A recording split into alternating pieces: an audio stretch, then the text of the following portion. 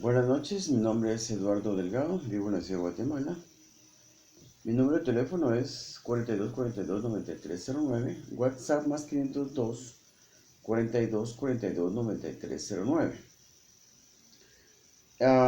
Hoy es el día jueves 15 de abril, año 2021, y son exactamente las 11 de la noche con 17 minutos. Vamos a hablar de los deseos de Dios. Los deseos de Dios.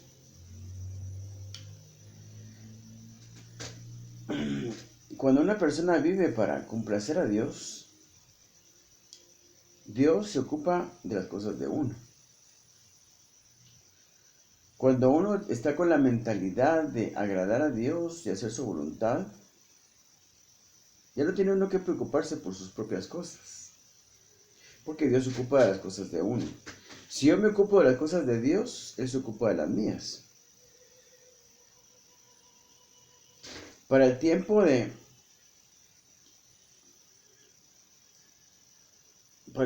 en que en Jerusalén habían regresado de la cautividad en Babilonia, y a un grupo grande de judíos regresan a Jerusalén, y el profeta Ageo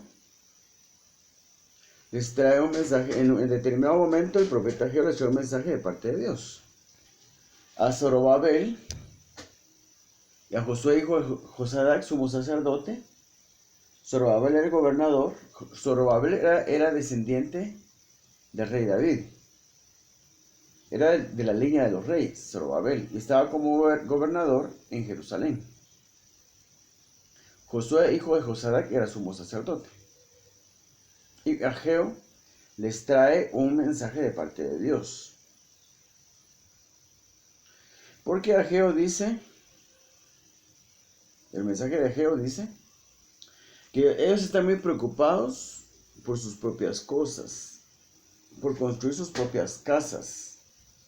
Pero la casa de Jehová la tienen en el olvido. La construcción de la casa de Jehová la tienen postergada. Dicen que no es tiempo todavía como para reconstruir el templo, la casa de Dios.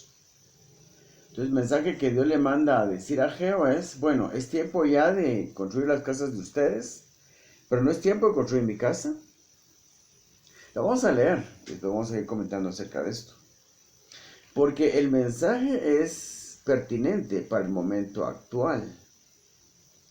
Porque la iglesia actual está muy entretenida en sus propias cosas y no se está ocupando de las cosas de Dios. La iglesia actual se ha vuelto cómoda. No quiere hacer grandes esfuerzos, no quiere hacer grandes sacrificios. La iglesia actual no quiere escuchar la verdad de la palabra de Dios porque ya se les ha enseñado, se les ha dado un mensaje, un evangelio cómodo, un evangelio alternativo en el cual no necesitan ellos hacer grandes esfuerzos ni grandes sacrificios. Un evangelio alternativo en el cual solo se les exige a ellos, a la iglesia, a todos los de la iglesia, miembros de la iglesia, se les exige únicamente que vengan a la iglesia, den un poquito de dinero, no pequen, y eso es todo. Pero el cristianismo verdadero, una verdadera relación con Dios demanda mucho más que eso. Demanda que el cristiano esté velando día tras día en el estudio de la palabra de Dios y su puesta en obra, su puesta en práctica. Si un cristiano dedica mucho tiempo a la palabra de Dios y al mismo tiempo que lee la palabra de Dios ora, porque así tiene que ser, al mismo tiempo que se lee la Biblia se ora, al mismo tiempo que se ora se lee la Biblia, para que haya crecimiento espiritual, un cristiano va descubriendo la verdad y va creciendo en lo espiritual, porque va poniendo en obra los mandamientos de Dios en este camino de conocer la palabra y poner en obra los mandamientos de Dios, se va a encontrar con que está ofrendando mal y va a empezar a ofrendar mejor, lo cual lo lleva a un crecimiento espiritual mucho más rápido. Cuando uno mejora su manera de ofrendar, crece mucho más rápido en lo espiritual. Leamos este mensaje de Ageo y después vamos a seguir comentando. Ageo 1, capítulo 1. En el año segundo del rey Darío, en el mes sexto, en el primer día del mes, vino palabra de Jehová por medio del profeta Ageo a Zorobabel, hijo de Salatiel, gobernador de Judá, y a Josué, hijo de Josadac, sumo sacerdote, diciendo: Así ha dicho Jehová de los ejércitos, diciendo: Este pueblo dice: No ha llegado aún el tiempo de que la casa de Jehová sea reedificada. Entonces vino palabra de Jehová por medio del profeta Ageo, diciendo: ¿Es para vosotros tiempo, para vosotros de habitar en vuestras casas artesonadas, y esta casa está desierta? Pues así ha dicho Jehová de los ejércitos: meditad bien sobre vuestros caminos. Fíjense bien, pongan atención a lo que dice ahorita. Sembráis mucho y recogéis poco. Coméis y no os saciáis. Bebéis y no quedáis satisfechos. Os vestís y no os calentáis. Y el que trabaja jornal, recibe su jornal en saco roto. Recibe su jornal en saco roto. O sea, recibe su salario, pero se le hace el salario como que lo hubiera echado en una bolsa con hoyos, porque no lo encuentra. Se le desaparece muy rápido el salario. Así ha dicho Jehová de los ejércitos: meditad sobre vuestros caminos. Subid al monte y traed madera y reedificad la casa, y pondré en ella mi voluntad, y seré glorificado, ha dicho Jehová. Buscáis mucho y halláis poco, y encerráis en casa, y yo lo disiparé en un soplo. ¿Por qué? Dice Jehová de los ejércitos: por cuanto mi casa está desierta, y cada uno de vosotros corre a su propia casa. Por eso se detuvo de los cielos sobre vosotros la lluvia, y la tierra detuvo sus frutos. Y llamé la sequía sobre esta tierra, y sobre los montes, sobre el trigo, sobre el vino, sobre el aceite, sobre todo lo que la tierra produce, sobre los hombres y sobre las bestias, y sobre todo trabajo de manos. Y oyó Zorobabel, hijo de Salatiel, y Josué, hijo de Josadac, sumo sacerdote, y todo el resto del pueblo, la voz de Jehová su Dios, y las palabras del profeta Ageo, cómo le había enviado Jehová su Dios, y temió el pueblo delante de Jehová. Entonces Ageo, enviado de Jehová, habló por mandato de Jehová al pueblo, diciendo: Yo estoy con vosotros, dice Jehová. Y despertó Jehová el espíritu de Zorobabel, hijo de Salatiel, gobernador de Judá, y el espíritu de Josué, hijo de Josadac, sumo sacerdote, y el espíritu de todo el resto del pueblo, y vinieron y trabajaron en la casa de Jehová de los ejércitos, su Dios, en el día 24 del mes sexto, en el segundo año del rey Darío. Me llama la atención cuando dice: y despertó Jehová el espíritu de Zorobabel, hijo de Salatiel, gobernador de Judá, y el espíritu de Josué, hijo de Josadac, sumo sacerdote, y el espíritu de todo el resto del pueblo. Despertó el espíritu de Zorobabel, gobernador de Judá. Despertó el espíritu de Josué, hijo de Josadac, sumo sacerdote, y despertó el espíritu del resto de todo el pueblo. Y eso es exactamente lo que necesitamos ahora. Que Dios despierte nuestro espíritu para poder hacer la obra de Dios. Porque la obra de Dios la tenemos abandonada. A mí me llama mucho la atención lo que pasa en Europa. Lo que pasa en Alemania. En Francia, en Holanda, en Bélgica. En Inglaterra. Países donde se dio la Reforma Protestante, donde impactó más la Reforma Protestante del siglo XVI, que comenzó en el año 1517, por medio de Martín Lutero. Pero ¿qué fue lo que pasó en Europa? En Europa la gente se está volviendo musulmana, pero ya en su mayoría son ateos. Cristianos en Europa ya hay muy pocos. Habrá un cristianismo tradicional, que se mantiene vivo solo por la gente anciana que vive allí todavía. Las nuevas generaciones no conocen a Dios, son ateos o son musulmanes. La iglesia, la religión musulmana, el Islam, está creciendo muy rápidamente está fructificando muy rápidamente en Europa. En Inglaterra se han construido grandes mezquitas, en Londres especialmente. En otros países también se han construido grandes mezquitas. No solo porque hay mucha inmigración de musulmanes a Europa, sino que también los mismos europeos se están haciendo musulmanes, pero en su mayoría son ateos. ¿En dónde está aquel cristianismo del siglo XVI? ¿En dónde están los efectos de la Reforma? ¿No tendría que ser Europa el lugar más cristiano, más evangélico, con mayor conocimiento de la Biblia en todo el mundo? Pero no es así. Es todo lo contrario.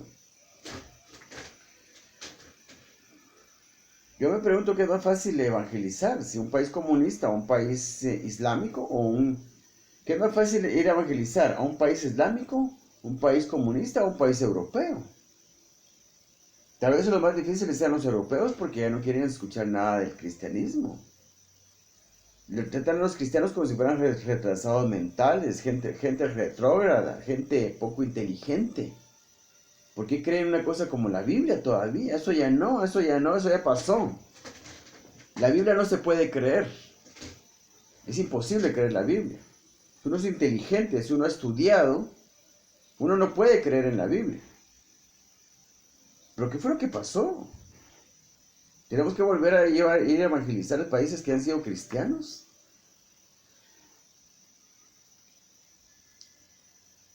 Yo pienso que lo que está pasando es que estamos predicando un evangelio diferente. Estamos predicando el evangelio equivocado. Estamos predicando malas interpretaciones de la Biblia.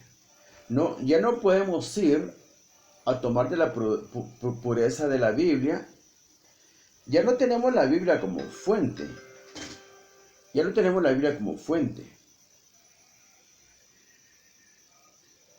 Porque la fuente del cristianismo actualmente son las tradiciones teológicas.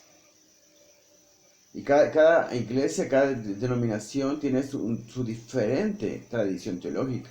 Y la defienden con todo su corazón, con toda su mente, con todas sus fuerzas. Defienden su tradición teológica. Pero la Biblia no nos manda a defender y a cuidar tradiciones teológicas hechas por hombres. La Biblia nos demanda velar en su mensaje. Entonces, el propósito de este video es que recapacitemos en lo que dice Ageo. Es tiempo de que construyan ustedes sus propias casas, pero no es tiempo de construir la casa de Dios. Tenemos que reconstruir el sistema de leyes que nos rigen, porque hemos cambiado el verdadero evangelio de Jesucristo por otra cosa. Cada denominación de iglesias, dentro de lo que es la iglesia cristiana evangélica, dentro de lo que es el catolicismo,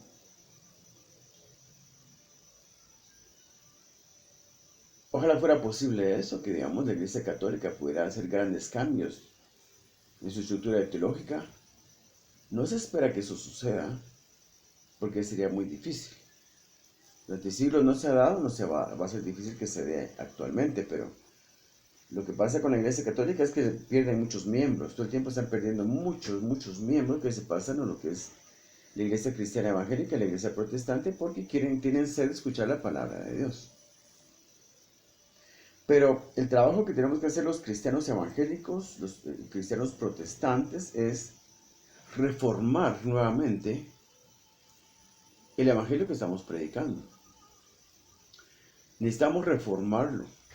La iglesia presbiteriana, bautista, metodista, los liberales, pentecostales y neopentecostales, tienen que, todo cristiano, todas las congregaciones tienen que volver a la Biblia, replantearse lo que creen. Lo que está pasando es algo horrible, porque las iglesias se dedican a defender su doctrina. Tanto que si una persona viene con la Biblia en la mano y le dice, miren, esa teología que ustedes tienen no es verdad, porque la Biblia dice esto, esto y esto, y esto. Y una persona les explica sus errores. Por ejemplo, en una iglesia, a cualquier persona, que uno sepa que tiene una mala interpretación de la Biblia en algún tema bíblico, que los dones espirituales, que el apostolado, que el ministerio del profeta, y tantas contradicciones que hay, y tantas opiniones diversas que hay con respecto a diferentes temas, no digamos temas desconocidos y nuevos, como lo que es el tema bíblico de la prosperidad financiera. Muchos dudan que este sea un tema bíblico realmente, sino que alguien se lo inventó. Los que no son cristianos ya dan por hecho de que la religión actualmente, la religión cristiana evangélica, simplemente es un negocio. Una forma de hacer negocio, de lucrar, conseguir dinero a la gente. Pero ellos están equivocados. Porque ellos no conocen nada de la Biblia, no conocen nada de Dios. Ellos no entienden que en la Biblia Dios demanda ofrendas. Y que promete grandes bendiciones por la ofrenda, por las ofrendas. Y muchos cristianos sí entienden esto. Incluso los católicos entienden de que hay que ofrendar, para que se mantenga la obra de Dios y crean también ellos de que hay bendición en ella. Lo que los católicos más practican es la ayuda al prójimo, porque se les ha enseñado de esa manera. Y eso les trae grandes bendiciones a ellos. Los cristianos evangélicos ofrendan más a Dios, aunque no ayudan mucho al prójimo, porque en la iglesia evangélica no se enseña mucho de ayudar al prójimo, pero sí se enseña de ofrendar. Entonces, y todo eso también trae bendiciones. Los cristianos evangélicos entendemos, incluso los católicos, que hay bendición en ofrendar, en llevar ofrendas a la iglesia. ¿Qué hace el sacerdote con el dinero que recibe? ¿Qué hace el pastor con el dinero que recibe? Pues uno dice, bueno, pues él usará como mejor convenga para la obra del Señor. Los que no son cristianos o son ateos, pues simplemente eso nunca lo van a entender. Para ellos simplemente la religión es un negocio, una manera de conseguir dinero a la gente. Es lo que es para ellos. Pero nosotros no podemos pensar de la misma forma. Tenemos que ahondar, profundizar en el conocimiento de la palabra de Dios. Entonces, la mayoría sabemos que ofrendar es una bendición, digamos, es algo que Dios demanda en su palabra y que, especialmente los cristianos evangélicos, entendemos que el ofrendar es algo que Dios demanda en su palabra para mantener su obra y que hay bendición en ello. Pero no nos preocupamos mucho por ir a profundizar como la forma perfecta de ofrendar. Simplemente hacemos lo que nos dice el pastor, y el pastor hace lo que por tradición se viene haciendo todo el tiempo. Nadie se preocupa por examinar y profundizar el conocimiento de las ofrendas.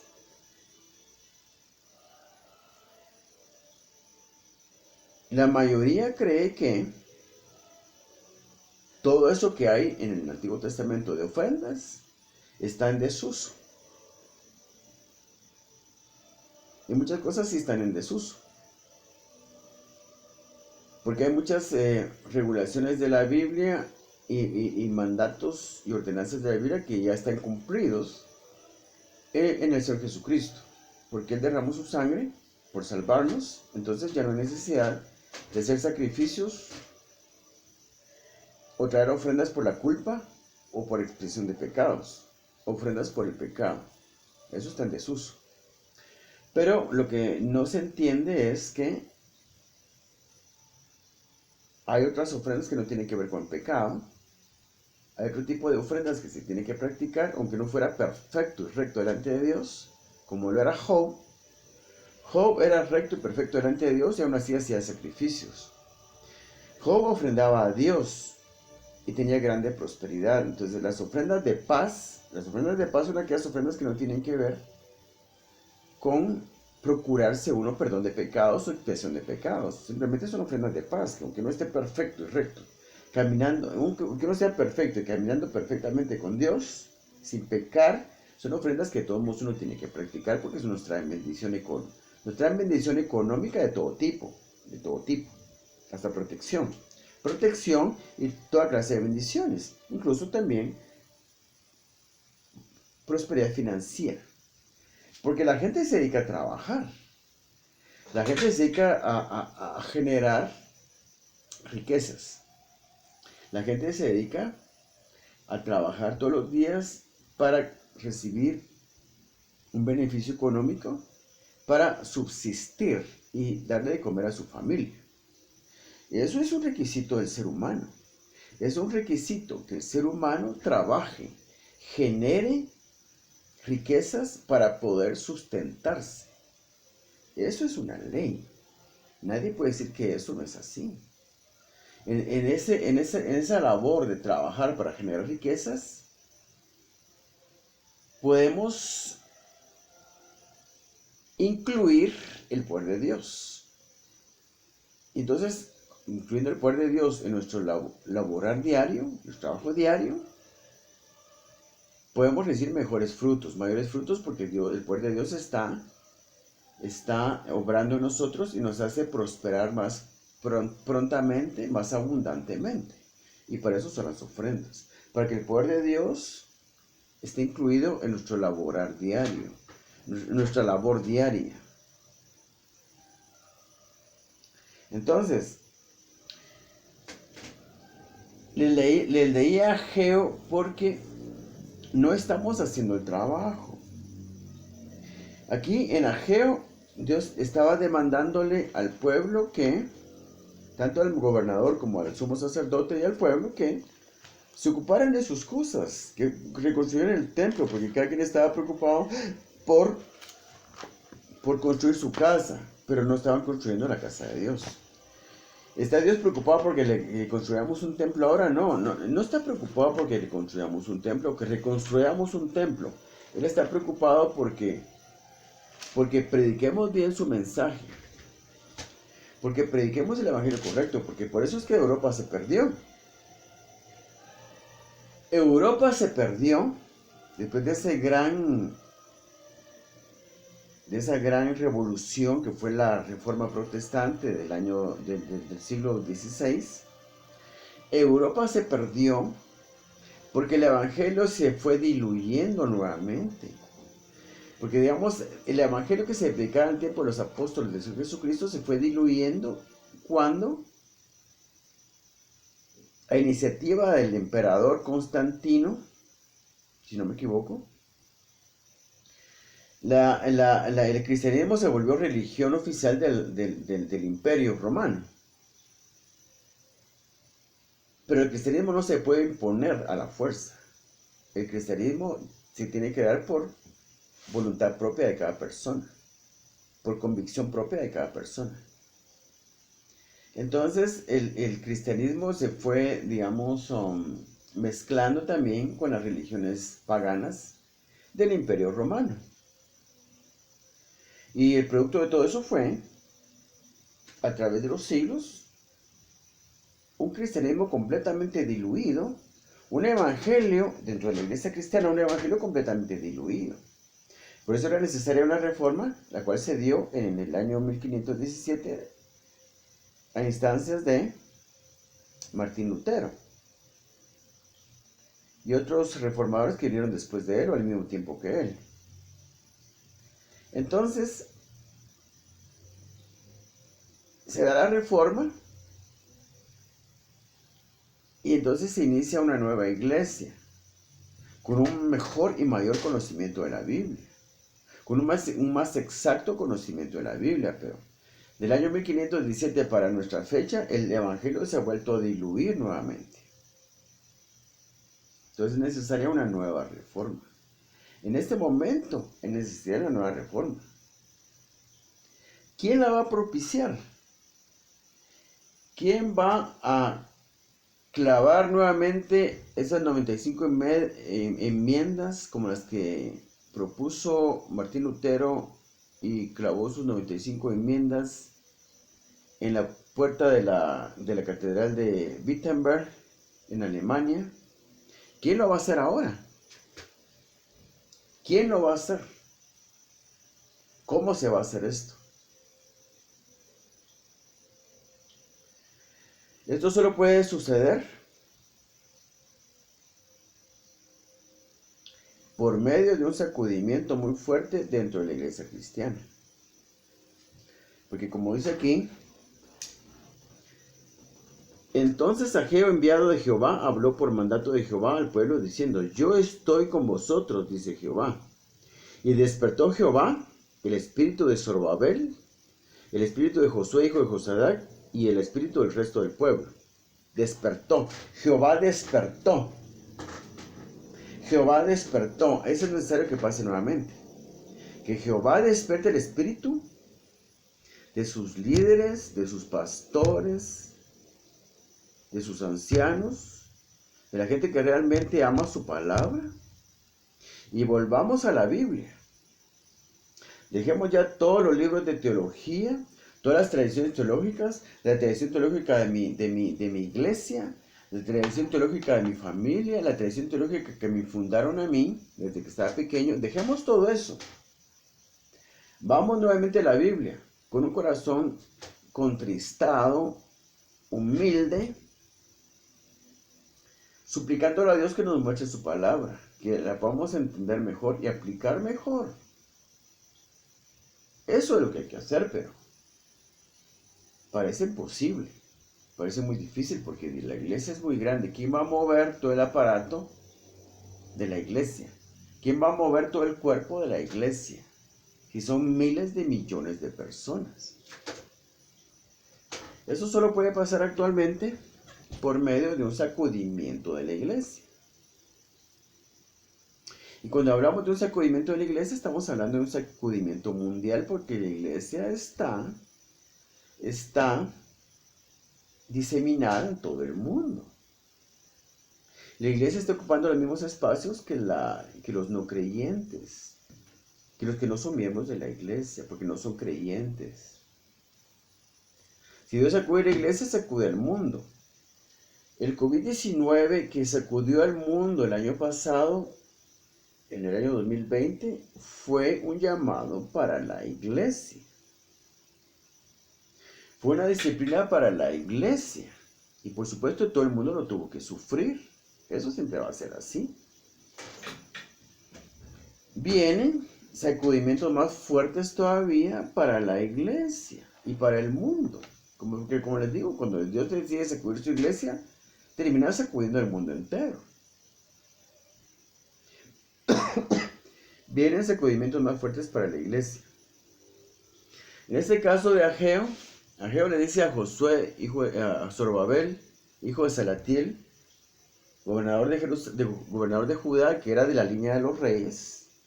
Zorobabel era de la línea del linaje de David, de la línea de los reyes. Pero aquí no era rey, era gobernador, porque aquí estaban bajo el dominio de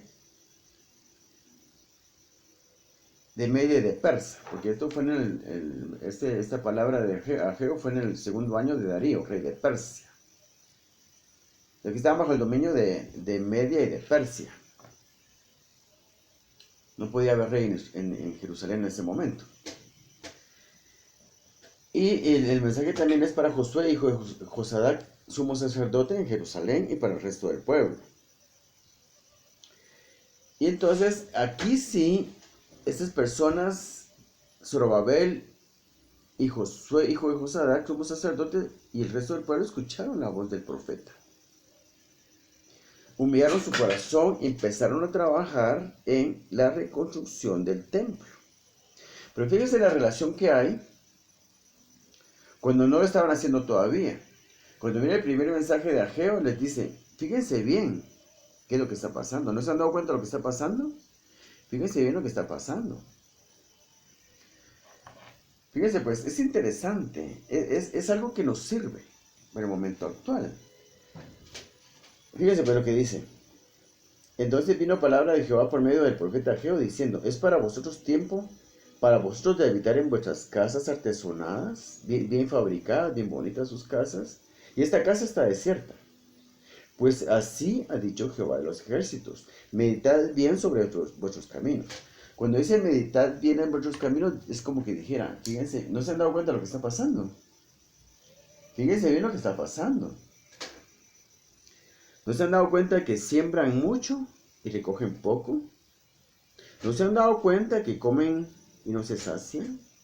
¿No se han dado cuenta que beben y no quedan satisfechos? ¿No se han dado cuenta que se visten y no se calientan? ¿No se han dado cuenta que el que trabaja a jornal recibe su jornal en saco roto? ¿No se han dado cuenta que el que trabaja a jornal recibe su jornal en saco roto? Es como si les dijera, ¿no se han dado cuenta que el salario no les alcanza? ¿No se han dado cuenta que es como que cuando reciben el salario se va como agua entre las manos, no lo pueden retener, se va, no alcanza el dinero? ¿No se han dado cuenta de eso?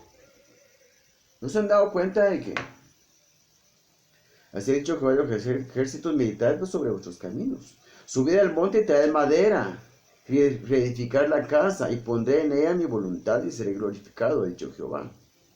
Buscáis mucho y halláis poco. Encerráis en casa, o sea, guardan en la casa sus provisiones. Yo lo disiparé en un soplo, dice el Señor. ¿Por qué dice Jehová de los ejércitos? Por cuanto mi casa está desierta, y cada uno de vosotros corre a su propia casa. Aquí el pueblo estaba concentrado en sus propios asuntos, velando por sus propios asuntos y dejando los asuntos de Dios por un lado.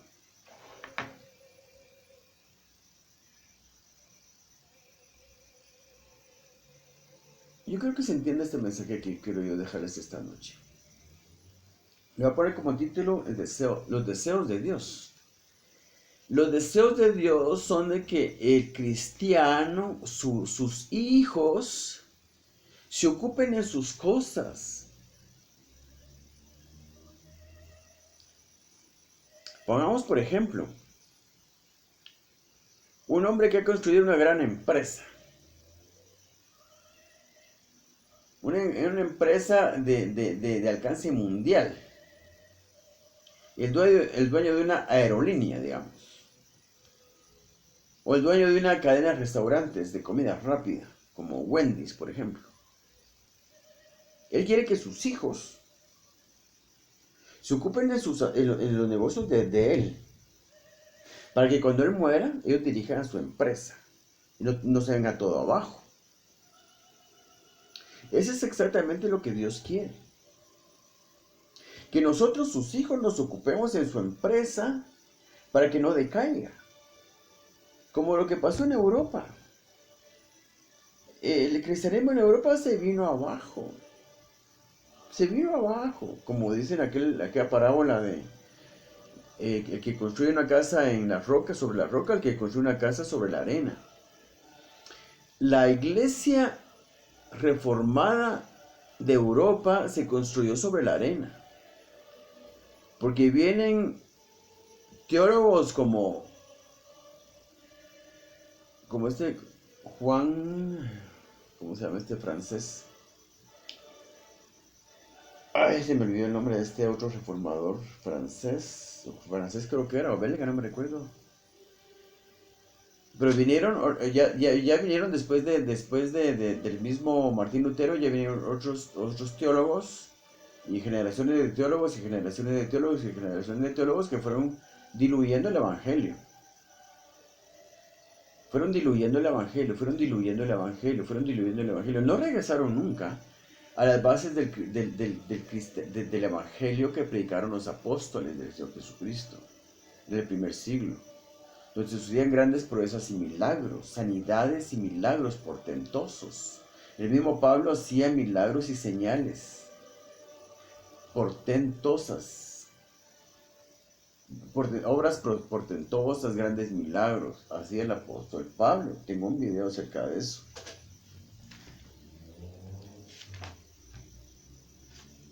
En el primer siglo, eso queda claro, se hacían grandes milagros, proezas y milagros. Era un evangelio completo. Era una cosa realmente impactante. Se veían grandes cosas suceder.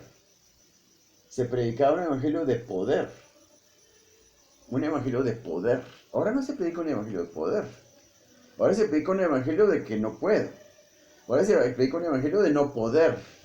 Entonces algunos dicen, como no pueden hacer obras y no pueden hacer demostraciones de poder, porque el Espíritu Santo no está respaldándolos, ellos mismos dicen, no, es que ahora ya no es tiempo de hacer eso. Eso ya no es tiempo.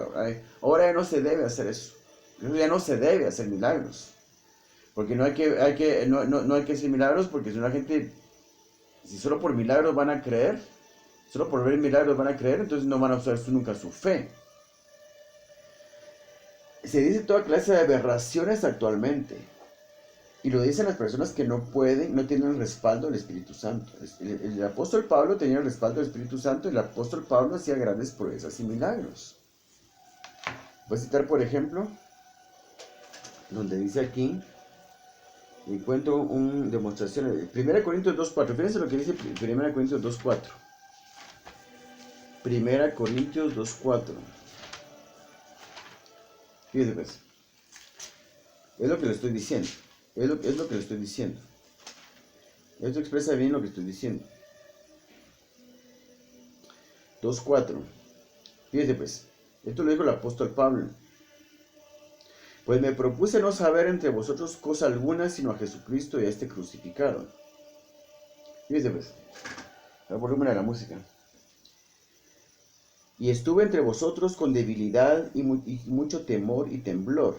Y ni mi palabra, fíjense pues, a esto me refiero yo.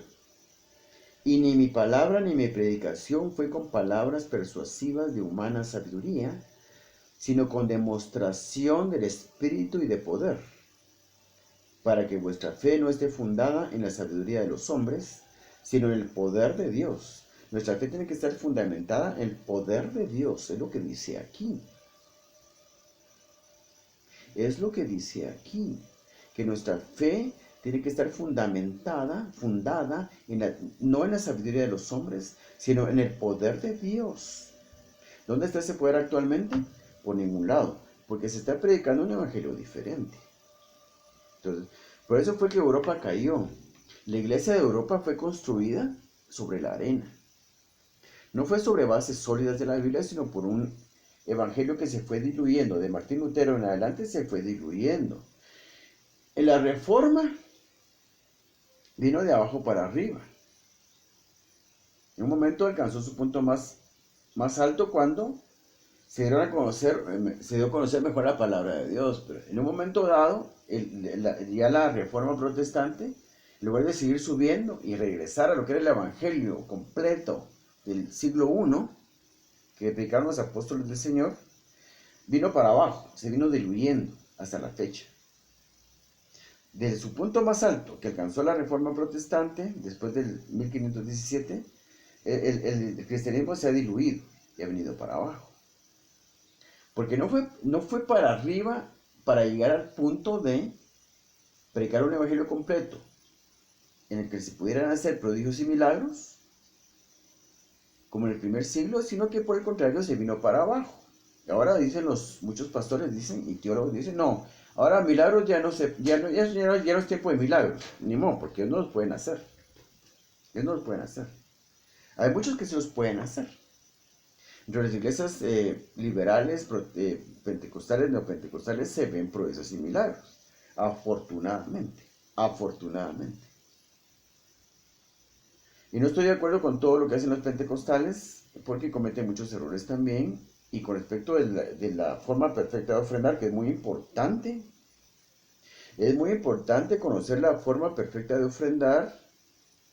Ni los cristianos conservadores, ni los cristianos liberales la conocen. Ni los cristianos conservadores, ni los cristianos liberales conocen la forma perfecta de ofrendar. Es un mensaje que ha estado muy oculto porque es muy difícil de conocer esta doctrina.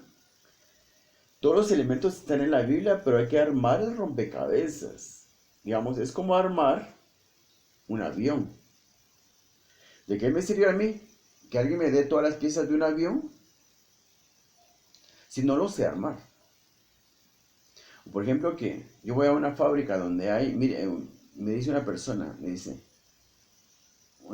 mire, yo soy dueño de esta fábrica, pero está en completo desorden. Aquí hay partes de motos, hay partes de automóviles, hay partes de helicópteros, hay partes de aviones y de avionetas también.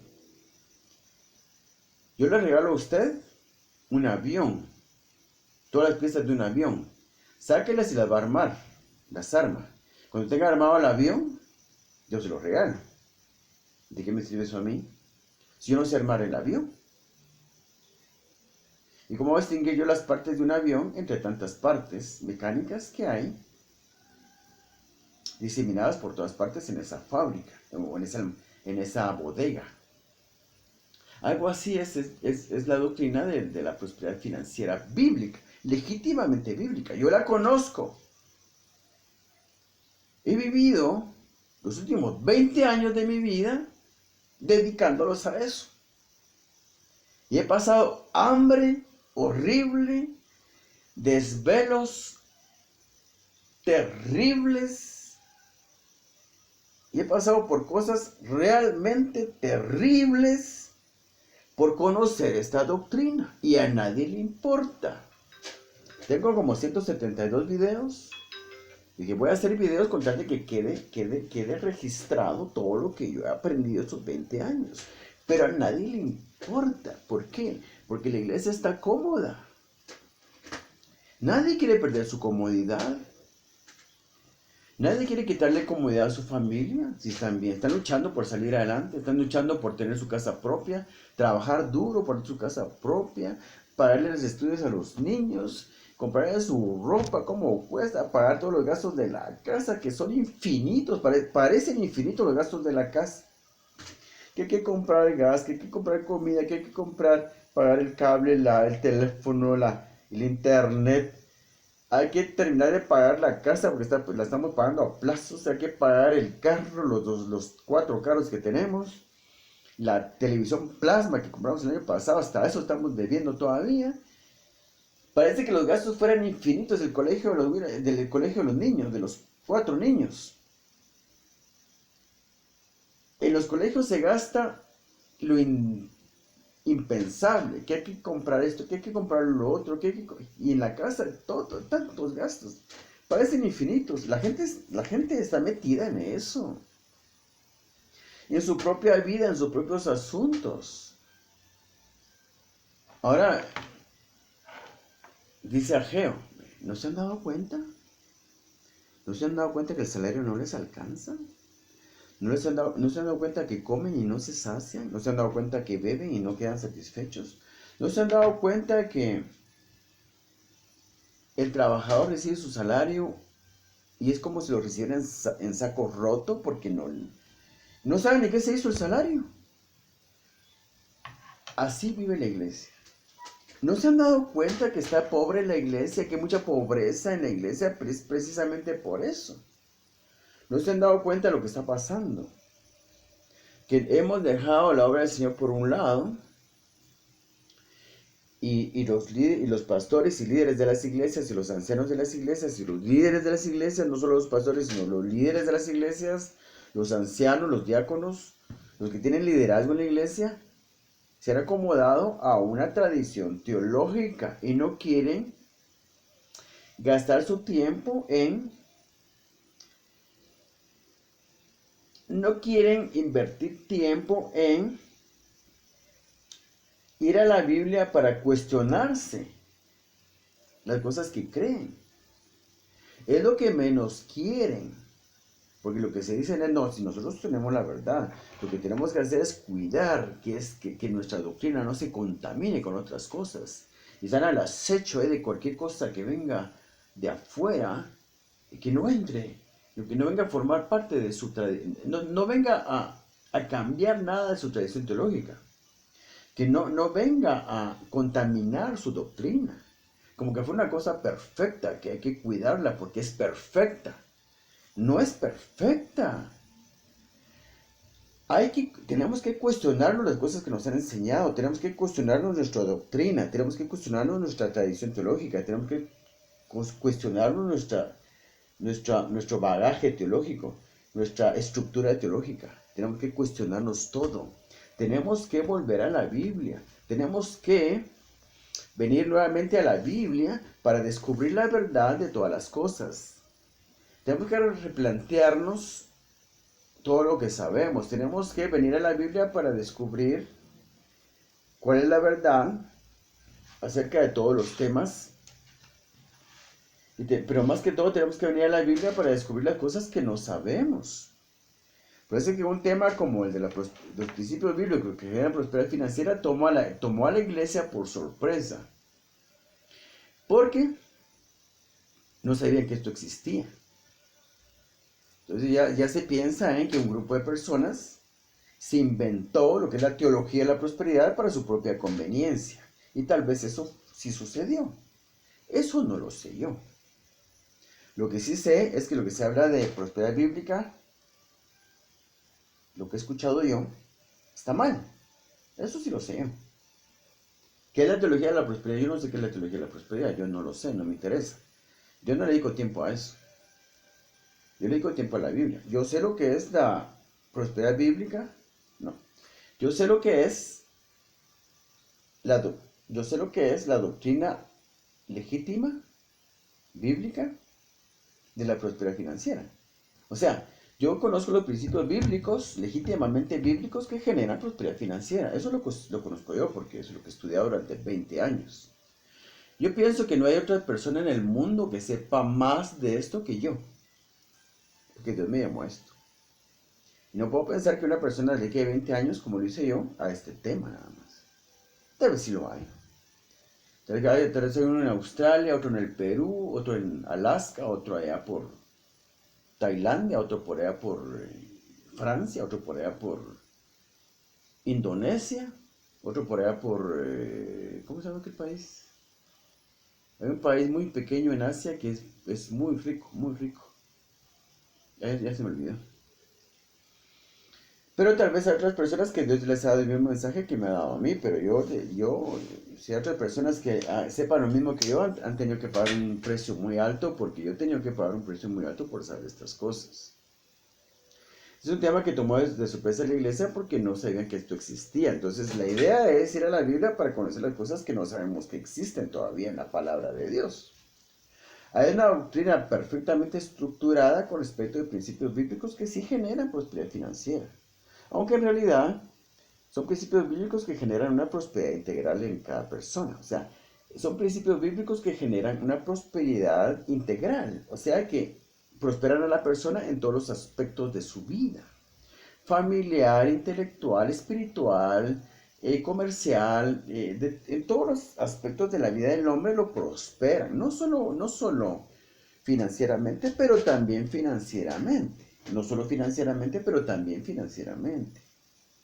La prosperidad que viene de la Biblia es integral. Entonces, retomando lo que es el tema, los deseos de Dios, y retomando lo que es el libro de Ageo, los deseos de Dios son de que cada miembro de su iglesia, todo aquel que se llame, que sea capaz de llamarse hijo de Dios, regrese a su palabra. Con un corazón preparado a escuchar el mensaje de la palabra, recibirlo y quitar de su corazón las cosas que no pueden seguir ahí. Las cosas que me implantaron a mí, las ideas que me implantaron desde pequeño, sacarlas de mi corazón a cambio de lo que la Biblia me quiere dar. Este es el problema, es ese también. Vamos a la Biblia, no estamos dispuestos a renunciar a ser metodistas. Vamos a la Biblia, pero no estamos dispuestos a dejar de ser testigos de Jehová. Vamos a la Biblia, pero no estamos dispuestos a dejar de ser mormones. Vamos a la Biblia, pero no estamos dispuestos a dejar de ser presbiterianos. No, es que la iglesia presbiteriana donde yo nací tiene una línea de enseñanza y es perfecta. No necesita cambios. Hay que procurar defender la pureza de la doctrina presbiteriana. Y así vienen a la Biblia. Dispuestos a no cambiar nada. Y así nunca se va a dar un cambio. La Biblia no le habla a las personas que vienen con un corazón dispuesto a no cambiar. La Biblia le habla a las personas que vienen con un corazón dispuesto a recibir su mensaje y a cambiar las cosas que creen por las que la Biblia le muestre. No importa si yo soy metodista, soy pentecostal, yo crecí en las asambleas de Dios. Es la mejor iglesia que puede haber. Ahí oran por los enfermos y yo he visto milagros ahí. Pero no tienen una doctrina perfecta. No, nadie tiene una doctrina perfecta. Y digamos, yo lo que digo es que si no se recibe el mensaje de la doctrina de la legítima prosperidad financiera, si no se recibe el mensaje de los principios bíblicos que generan prosperidad financiera, yo lo puedo entender, porque hasta cierto punto es algo nuevo, ¿verdad? Y nadie lo ha explicado bien. Hasta ahora que lo estoy explicando. Porque yo lo estoy explicando bien como el Señor me lo dijo. Porque así como Ageo tenía un mensaje y lo explicó bien y dio bien su mensaje, así también yo tengo un mensaje de parte de Dios y lo he explicado bien. Pero lo que digo es, entiendo que hay cierta renuencia en recibir este mensaje. Lo que no entiendo es por qué la iglesia no se pregunta cuál es la forma perfecta de ofrendar. No les importa. O sea, si yo voy a la iglesia donde yo crecí, la iglesia metodista, yo crecí en una iglesia metodista, una iglesia muy conservadora. O pongamos, por ejemplo, la iglesia donde voy ahora, una iglesia neopentecostal. Muy conservadora también, pero neopentecostal. O cualquier iglesia. ¿Por qué no se preguntan por qué ofrendamos como ofrendamos? ¿Cuáles son las bases bíblicas? Y no se ponen a pensar, ¿por qué ofrendamos como ofrendamos? ¿Cuáles son las bases bíblicas? Y no tienen bases bíblicas. Y no se preguntan, bueno, nosotros ofrendamos de esta forma ofrendamos. Damos un diezmo y unos centavitos más como ofrenda voluntaria. Cuando tenemos un proyecto de construcción pedimos una ofrenda más grande, una ofrenda voluntaria más grande. Pero no se preguntan, bueno, bien, y a todo esto, ¿cuál es la forma perfecta de ofrendar? No se lo preguntan, ¿por qué no se lo preguntan? Porque solo están están viviendo una tradición teológica, una tradición bíblica, una tradición teológica heredada, en que uno ya no se pregunta nada. Sabemos que las cosas se hacen así, punto, así las vamos a seguir haciendo.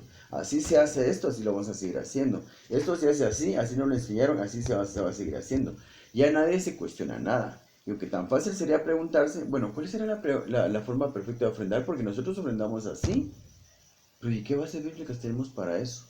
No tenemos bases bíblicas, solo tenemos una tradición que heredamos. Y como solo se siguen tradiciones, la gente no se cuestiona nada. Y por eso no se corrige nada. Entonces, en conclusión, el mensaje para hoy es ese. Tenemos que reformar la teología de nuestra iglesia y de nosotros mismos. ¿Qué es lo que yo creo y por qué lo creo? ¿Cuál es la forma perfecta de ofrendar? Si realmente existen principios bíblicos que generan prosperidad financiera o que es lo mismo, prosperidad integral, pues yo quiero conocerlos. Entonces voy a dedicarle tiempo a la Biblia, voy a tomarme esto en serio. Realmente le voy a dedicar tiempo a esto, por lo menos una hora diaria, a ver qué dice la Biblia, qué dice la Biblia. Y estoy dispuesto a cambiar lo que creo si encuentro algo diferente en la Biblia que me haga pensar lo contrario. quiero realmente reformarme a mí mismo. Porque una nueva reforma solo se puede dar se podrá dar de aquí en adelante cuando cada persona decida reformarse a sí mismo.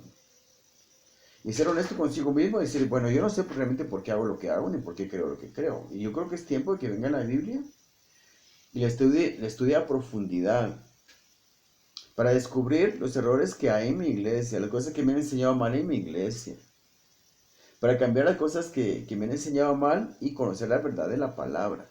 La verdad de la palabra de Dios solo la puedo conocer cuando yo voy personalmente a la Biblia.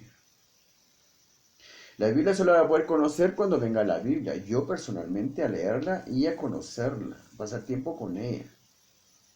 Es la única forma de que ahora se pueda dar una reforma. Pero el Señor va a obligar a cada cristiano a realmente hacer esto. Pasar más tiempo con la Biblia, pasar más tiempo en oración y aprender a ofrendar, porque el Señor quiere, esos son los deseos de Dios, estos son los deseos de Dios. Que cada cristiano ore más cada día, que cada cristiano lea la Biblia mucho más cada día, y que cada cristiano mejore su forma de ofrendar, esos son los deseos de Dios. De esa forma estamos reconstruyendo su templo, de esta forma estamos dedicando tiempo a su obra. Y cuando dediquemos tiempo a su obra, ya no tenemos que preocuparnos de nuestras propias cosas, porque Él se va a ocupar de nuestras cosas. Cuando nosotros nos ocupemos de las cosas de Dios, Él se va a ocupar de las nuestras. Y vamos a dejar de recibir nuestro salario en saco roto. Ya nuestro salario nos va a alcanzar, nos va a rendir, vamos a vivir mejor. Vamos a comer, nos vamos a saciar, vamos a beber, nos vamos a sentirnos satisfechos. Vamos a buscar y encontraremos mucho. Entonces, vamos a tener prosperidad financiera, pero también prosperidad en todos los asuntos de nuestra vida. Tenemos un matrimonio exitoso, una familia exitosa, buenos hijos, hijos que estudian, que se prosperan, que sirven a Dios en la iglesia, que están preocupados por las cosas de Dios. Vamos a tener prosperidad en todos los aspectos de nuestra vida, cuando realmente nos preocupemos por la obra de Dios y reformar la enseñanza. Es el primer paso que la iglesia tiene que dar a partir de ahora, reformar la enseñanza, reformarla y llegar al punto de predicar un evangelio completo. Cuando llegamos al punto de predicar un evangelio legítimamente bíblico, estaremos predicando un evangelio completo, el evangelio del reino. Vamos a predicar el evangelio del reino completo. Inevitablemente se van a volver a dar señales y prodigios y milagros, sanidades milagrosas, así como también milagros financieros. Es tiempo de que la iglesia vuelva